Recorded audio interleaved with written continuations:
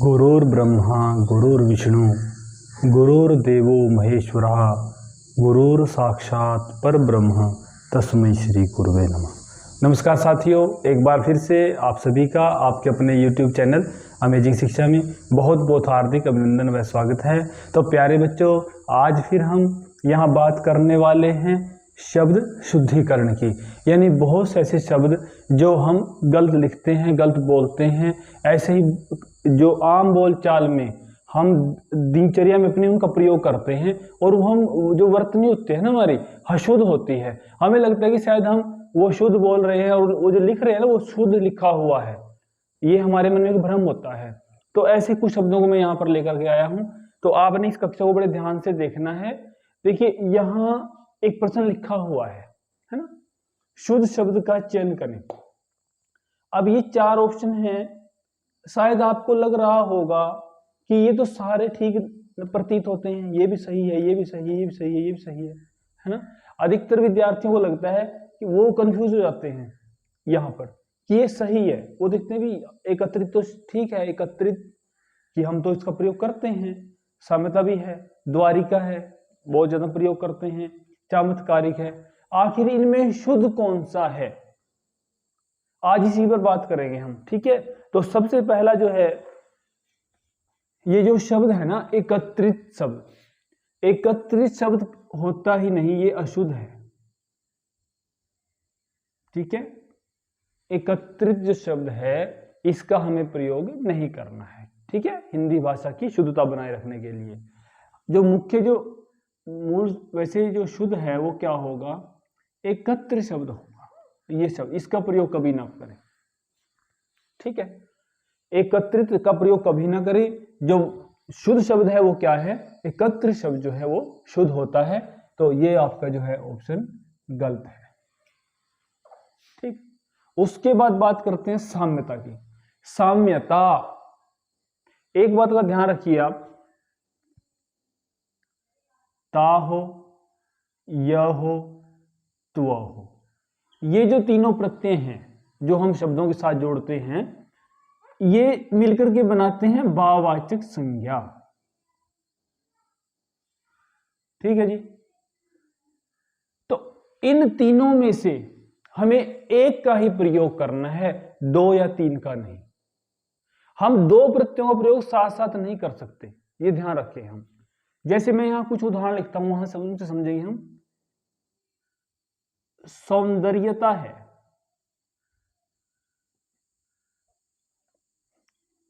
माधुर्यता,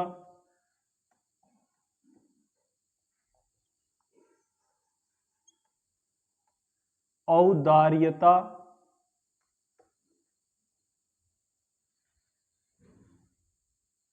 सौंदर्यता, माधुर्यता, औदार्यता है। एक है साम्यता,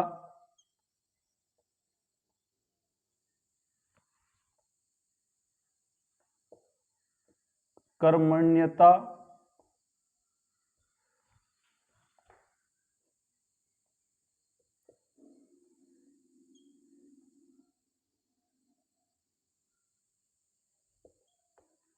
स्वातंत्र्यता।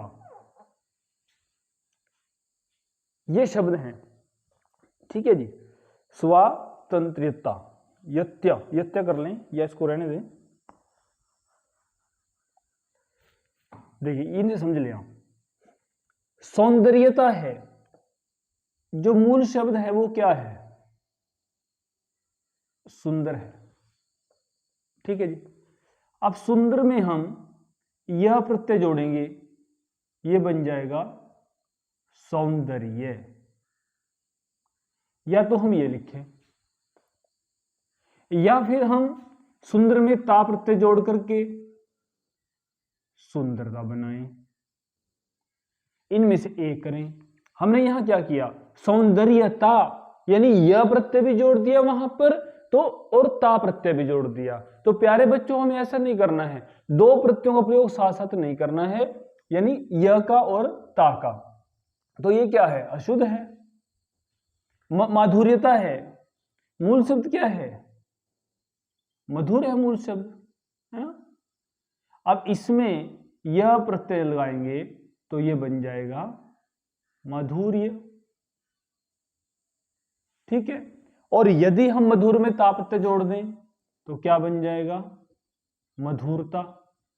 ये दोनों शुद्ध हैं, इनका प्रयोग कर सकते हैं आप, लेकिन दोनों ही प्रत्येक साथ जोड़ करके हमें नहीं लिखने हैं, ये ध्यान रखें। ठीक है, जैसे माधुर्य भी हो गया और ता भी हो गया, ये गलत है। इसी प्रकार से औदार्यता है, उदार शब्द है ना, उदार में यह प्रत्यय लगाया तो क्या बन गया? औदार्य, ये बन जाता है। और यदि उदार में ता प्रत्यय लगाएंगे तो ये क्या बन जाएगा? उदारता, यानी भाववाचक संज्ञाएं बन रही है। साम्य है, ये भी गलत है और ये भी गलत है सारे। तो साम्यता क्या? सम शब्द है, सम, और उसमें जो है यह प्रत्यय लगाया तो ये क्या बन गया? साम्य।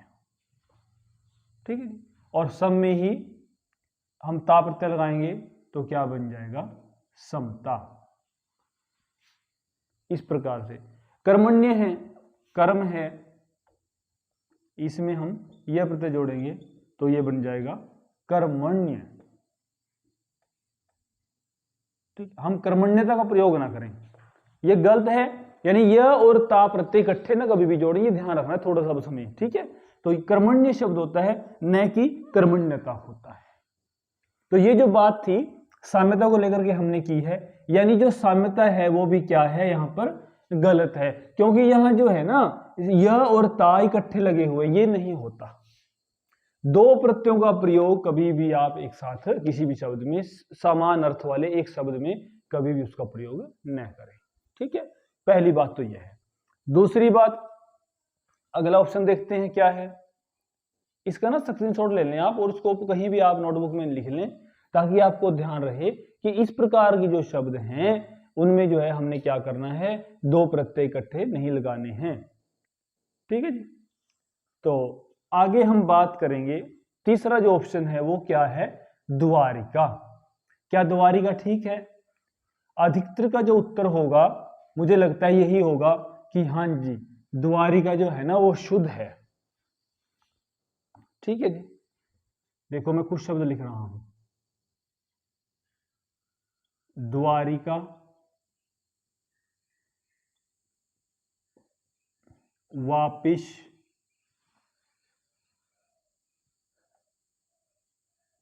बहिन,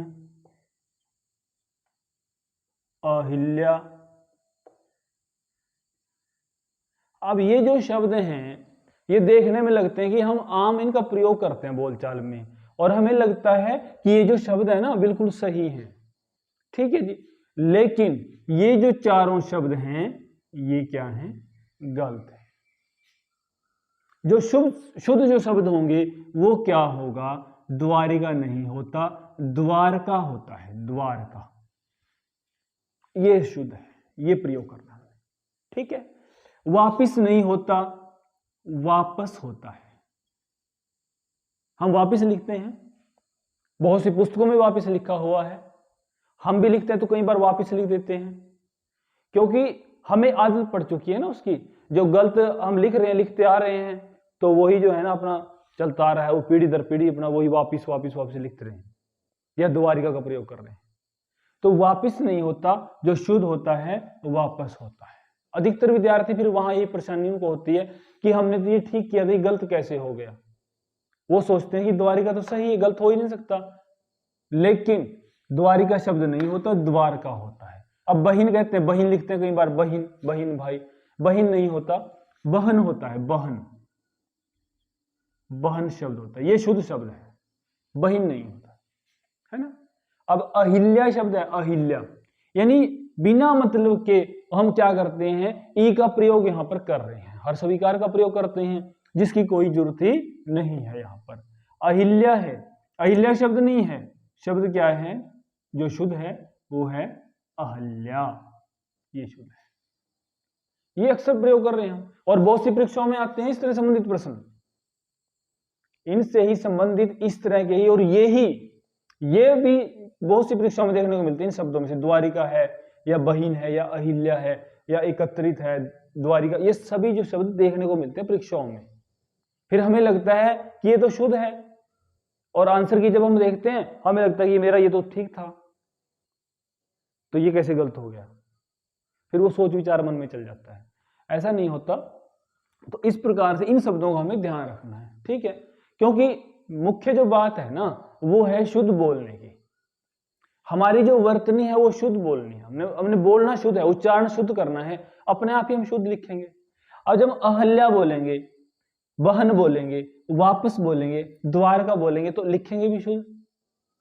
जब हम बोली द्वारिका रहे हैं, अहिल्या रहे हैं, वापस ये बोल रहे हैं तो फिर लिखेंगे भी तो गलत हम, ठीक है। अपनी वर्तनी को शुद्ध करना है, उच्चारण को शुद्ध करना है हमें, ठीक है। तो ऐसे जैसे अब मैं वर्तनी की बात कर रहा हूं बोलने की, मान लीजिए हम क्या बोलते हैं, देखिए हम बोलते हैं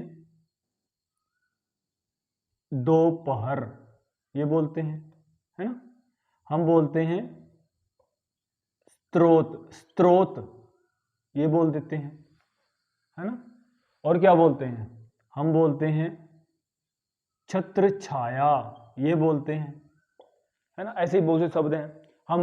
और क्या बोलते हैं, ये जिह्वा, ये बोलते हैं। यानी वर्तनी की बात कर रहा हूं मैं। जब हम बोलते हैं तो कैसे हम बोलते हैं उसको और कैसे ही लिखते हैं उसकी हम बात करेंगे। पश्चात है, हम लिखते हैं पश्चात, ये लिख देते हैं। या योगीराज, योगी राज, ये लिखते हैं, क्योंकि हम बोली योगीराज रहे हैं, पश्चात बोल रहे हैं, जिह्वा बोल रहे हैं, छत्र छाया बोल रहे हैं, स्त्रोत बोल रहे हैं और दोपहर बोल रहे हैं, तभी हम उसको गलत लिख रहे हैं। ये जो सारे शब्द है ना, ये सारे जो शब्द हैं ये क्या हैं, गलत हैं। क्योंकि दोपहर नहीं होता, दोपहर होता है, दो नाली होता है, दुपट्टा होता है, दो रंगा होता है। इस प्रकार से दोपहर बोले हम, दोपहर, दोपहर नहीं, दोपहर, दोपहर जब उसको जोड़ेंगे, ठीक है। स्त्रोत बोल रहे हैं हम, स्त्रोत थोड़ी होता है, स्रोत होता है, स्रोत। ये इसको ऐसे लिखें और पहले इसको ठीक बोलें, स्रोत, स्त्रोत ना बोले, स्त्रोत ना लिखें, स्रोत, इस प्रकार से उसको लिखें। छत्र छाया, अब छत्र छाया लिखते हैं, उसकी छत्र छाया, ईश्वर की छत्र छाया, ये बोल रहे छत्र छाया। छत्र छाया शब्द नहीं होता, छत्र छाया होता है। ये जो च है ये च आएगा। जब हमने हल संधि की थी यानी व्यंजन संधि की थी, वहां पर हमने च आगम संधि कराई थी और वहां पर बताया था कि च आगम कहां होता है। इसको चागम संधि बोलते हैं, यानी च आगम संधि। ये उसकी मैं बात नहीं करूंगा, अगर आपने वो नहीं देखी तो वो वीडियो जरूर देख लें, व्यंजन संधि, ये वहां से पता चल जाएगा। तो जिह्वा क्या बोलते हैं, जिह्वा बोलते हैं, जिह्वा, जिह्वा, जिह्वा नहीं होता, जिह्वा होता है, जिह्वा, जिह्वा। ये शब्द है, अक्षरार्थ गलत कर रहे हैं हम लोग, उच्चारण भी गलत कर रहे हैं, लिख भी हम गलत कर रहे हैं। कुछ तो हमारी जो ग्रामीण परिवेश होता है, हमारी जो पृष्ठभूमि होती है, उसका हमारे पर बहुत प्रभाव होता है ना। हम चाह करके भी कई बार उच्चारण शुद्ध नहीं कर पाते, लेकिन प्रयास तो कर सकते हैं, अभ्यास तो कर सकते हैं। तो निरंतर अभ्यास करें ताकि जो हमारी हिंदी भाषा है वो शुद्ध हो और शुद्ध शब्दों का वहां पर अधिक से अधिक प्रयोग हो, ठीक है। जिह्वा है, पश्चात, पश्चात नहीं होता, जो शुद्ध है वो होता है पश्चात, यानी हल चिन्ह का वहां पर हमने प्रयोग करना है, ठीक। योगी राज, अब यहां योगी राज नहीं होता, जो शुद्ध शब्द है ना वो होता है योगी राज। और अक्सर हम क्या देखते हैं, ये लिखा मिलता है हमें योगी राज हर जगह। क्यों है ऐसा, जैसे देखिए हम योगी राज की बात कर रहे हैं, है ना। अब मूल शब्द क्या है ये देखो आप, मूल जो शब्द है ना वो योगिन शब्द है भाई, योगिन शब्द है, ठीक है। और योगिन का न लोप हो जाता है, ये न लोप संधि वहां हमने किया था न लोप में, और योगिन, योगी बचता है, तो योगी में जब हम राज लगाएंगे तो वो क्या बन जाएगा, योगी राज, ठीक है। इसी प्रकार से योगी है, पक्षी है, विद्यार्थी है, मंत्री है ना। इस प्रकार से देखिए हम पक्षी में जो मूल शब्द है वो क्या है, पक्षी शब्द है भाई, ठीक है, पक्षी शब्द है। तो न लोप हो गया, और न के लोप होने से क्या हुआ, पक्षी बचता है। तो पक्षी में कोई भी हम शब्द लगाएंगे तो क्या लिखेंगे, पक्षी वर्ग, ये हो जाएगा। विद्यार्थी है, मूल शब्द क्या है, विद्यार्थी शब्द जो है ना मूल है, तो न का हो गया लोप, बचता क्या है, विद्यार्थी, तो यहां भी क्या हो जाएगा, उसी प्रकार से विद्यार्थी वर्ग। हम क्या करते हैं, हम जो है वो सीधा ही जैसे पक्षी है, विद्यार्थी है, मंत्री है, योगी है, उसी में दूसरा शब्द जोड़ देते हैं। ऐसा नहीं होता, मूल शब्द जो है वो ये है, पक्षी है, योगिन है, विद्यार्थीन है। आप हमने ना लोप कर दिया, यहां पर जो शेष बचता है उसमें ही जो है दूसरा जो शब्द हमने वो ऐसे कैसा वहां पर जोड़ दिया, कोई उसमें परिवर्तन नहीं होता, ठीक है। अब मंत्री है, मूल शब्द क्या है भाई, मंत्रीन है, मंत्रीन मूल शब्द है। तो यहां पर जो है अधिकतर हम क्या लिखते हैं, ये लिखते हैं ना मंत्रिमंडल, ये लिखा मिलता है हमें, ये गलत है। अब मंत्री शब्द है, न लोप हो गया, शेष क्या रहता है, मंत्री है ना, और उसके साथ ही क्या लग गया, मंडल, मंत्रिमंडल। छोटी छोटी बातें हैं, कोई ज्यादा मुश्किल नहीं है, बस थोड़ा सा हम ध्यान दें। कई बार हमें थोड़ा सा गहराई में जाकर के उसको समझना पड़ता है कि मूल शब्द क्या है और ये कैसे बनता है, ठीक है ना। ऐसे से बहुत से शब्द हैं, जैसे प्राणी, प्राणी है, प्राणी लिखते हैं ना, प्राणी, ये प्राणी है, मूल शब्द क्या है भाई, प्राणी शब्द मूल है। अब न लोप कर देंगे तो क्या लिखेंगे यहां, प्राणी शास्त्र, ये हो गया। इस प्रकार से बहुत ज्यादा भोगी है, एक बहुत ही महत्वपूर्ण शब्द है यहां पर, जैसे भोगी है ना, भोगी, अब भोगिन शब्द है, न लोप कर देंगे तो क्या बन गया, भोगीराज। जैसे यहां पर योगीराज बना था तो ये बन गया भोगीराज। अधिकतर ये वाला हम प्रयोग करते हैं, जबकि हमें ये नहीं करना प्रयोग, ये प्रयोग करना है, यानी हर्षव इकार के साथ उसका प्रयोग करना, ये ध्यान रखना हमने। एक बहुत ही महत्वपूर्ण शब्द है युवा, अधिकतर हम गलतियां कर जाते हैं यहां पर इस शब्द में, युवा यानी जुआन। अब युवा जो है ना वो किस, मूल शब्द क्या है भाई, युवन है मूल शब्द, ठीक है जी। यहां पर न लोप हो गया तो क्या शेष रह गया, युव, तो युव में ही हमने क्या करना है, वर्ग लगा देना है, युव वर्ग, सॉरी ये जो है ना युव में ही क्या लगाएंगे हम, मान लीजिए युव वर्ग बोलना हमने, युव वर्ग, ठीक है। 99% यानी 99% लोग क्या लिखते हैं, युवा वर्ग, इसका प्रयोग होता है अधिकतर पुस्तकों में भी, अधिकतर हमारी वर्तनी में भी, अधिकतर हमारे लेखन में भी इस शब्द का प्रयोग होता है, जबकि ये बिल्कुल गलत है। युवा वर्ग नहीं होता, क्या होता है, युव वर्ग। तो ये आप ध्यान रखें, ये सभी शब्द जो हैं, ये शब्द जो हैं वो शुद्ध हैं, इनका ही हम अपने दैनंदिन जीवन में प्रयोग करें, दैनंदिन जो भी हमारी दिनचर्या उसमें इनका प्रयोग करें, यानी हर्षविकार के साथ।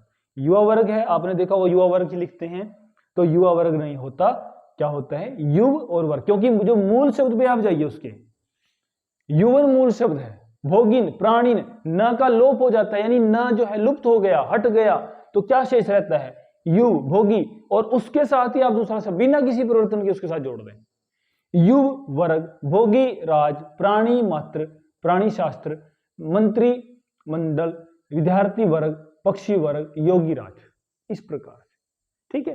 दीर्घ इकार का प्रयोग नहीं करेंगे क्योंकि हम अक्सर यहां दीर्घ इकार का प्रयोग कर बैठते हैं, ठीक है जी। तो ये जो है यानी द्वारिका भी गलत है, साम्यता भी गलत है, एकत्रित भी गलत है। यानी शुद्ध शब्द क्या है? चमत्कारिक शब्द शुद्ध है। ठीक है जी। इस प्रकार से, क्योंकि अगर ये प्रश्न हमारे सामने आ जाता परीक्षा में, अधिकतर विद्यार्थी क्या करते हैं, वो या तो लगाएंगे एकत्रित पर सही है, या लगाएंगे द्वारिका पर, शायद बहुत कम बच्चे चमत्कारी पर लगाएं। चमत्कारिक कैसे बनता है? चमत्कार शब्द है ना? इसमें हमने एक प्रत्यय लगा दिया। तो जब भी हम एक प्रत्यय लगाएंगे, ये भी मैंने जब प्रत्यय कराए थे वहां पर बताया था कहां पर जो है दीर्घ होता है, उसकी क्या क्या जो नियम है उसके, वो सारा मैंने प्रत्यय वाली जो वीडियो है, अगर आपने नहीं देखी ना वो देख लें, वहां पर बिल्कुल आपको स्पष्ट हो जाएगा। तो यानी जब चमत्कार में एक प्रत्यय लगाएंगे, जो च है ना ये दीर्घ हो जाएगा, यानी क्या बन जाएगा? चमत्कारिक बन जाएगा। ठीक है जी। इस प्रकार से ये शब्द जो है वो शुद्ध है। तो आज हमने क्या बात की कि ये जो आम हमारी बोलचाल की जो शब्द है ना, हम इनको गलत लिखते हैं, बोलते हैं, तो इनका आप अभ्यास करें, इनको कहीं भी लिख लें और उनको उसी तरह से बोल लें, क्योंकि जब जो हम बोलते हैं ना वही हम लिखते हैं। यदि हम शुद्ध बोल रहे हैं तो शुद्ध लिखेंगे, यदि हम शब्द का अशुद्ध उच्चारण करें तो अशुद्ध ही लिखेंगे वहां पर। ठीक है। तो आज की जो हमारी कक्षा यहीं पर संपन्न होती है। तो आगे भी हम कुछ वीडियो और लेकर के आ रहे हैं जो शुद्ध अशुद्ध, जहां पर हम यही चर्चा करेंगे कि आखिर कौन से शब्द शुद्ध हैं और कौन से अशुद्ध होते हैं। ठीक है जी। तो आगे आपने हमारे साथ बने रहना है। तो सभी सुखी रहें, निरोग रहें, इसी मंगल कामना के साथ। जय हिंद, वंदे मातरम।